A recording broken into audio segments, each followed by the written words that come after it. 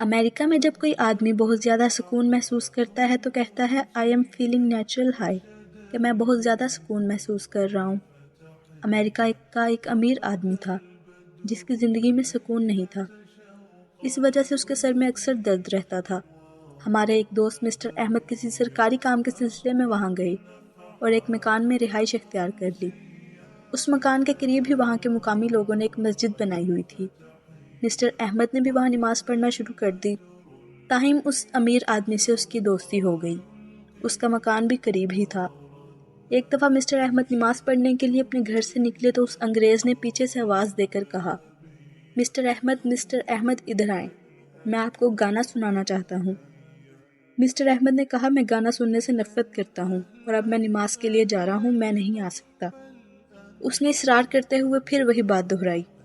بالآخر وہ کہنے لگا، مسٹر احمد میں آپ کو وہ گانا سنانا چاہتا ہوں جو آپ اس مینار سے روزانہ 5 مرتبہ سنتے ہو۔ مسٹر احمد فرماتے ہیں کہ میں سمجھا کہ شاید اذان کی بات کر رہا ہے، چنانچہ میں اس کے پاس آ گیا۔ وہ مجھے اپنے گھر میں ایک تنہا کمرے میں لے گیا۔ اس نے اس کمرے میں ٹیبل پر ایک طبلہ رکھا ہوا تھا۔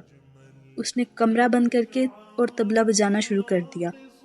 میں پریشان تھا کہ جماعت کا وقت نکل جائے گا، مگر اس نے تھوڑی دیر کے بعد طبلے کی سر پر الحمدللہ رب العالمین پڑھنا شروع کر دی۔ میں تو سمجھ گیا کہ حقیقت میں وہ کیا پڑھ رہا تھا۔ اس نے گانے کی سر بنا کر پوری سورۃ فاتحہ پڑھ دی۔ میں نے بعد میں اس سے پوچھا کہ تو نے یہ گانا کس سے حاصل کیا ہے؟ اس نے بتایا کہ مجھے بہت زیادہ ذہنی پریشانی رہتی تھی۔ مصر میں میرے ایک مسلمان دوست رہتے ہیں۔ میں نے ان سے اپنی ذہنی پریشانی بیان کی تو انہوں نے مجھے یہ گانا دیا اور کہا کہ جب تمہیں بہت زیادہ پریشانی ہو تو کسی تنہا کمرے میں بیٹھ کر پڑھ لیا کرو، تمہیں سکون مل جائے گا۔ اس کے بعد جب بھی مجھے کوئی پریشانی ہوتی ہے تو میں اسی طرح یہاں بیٹھ کر یہ گانا گا لیتا ہوں تو مجھے بہت زیادہ سکون ملتا ہے، اور پھر میں اپنے دوستوں کو بتاتا ہوں کہ I am feeling natural high, کہ میں قدرتی طور پر بہت زیادہ سکون محسوس کر رہا ہوں۔ میرے دوستوں، جو لوگ قرآن پاک کو جانتے نہیں، مانتے نہیں، اگر وہ اس کتاب کو پڑھتے ہیں تو ان کو سکون ملتا ہے۔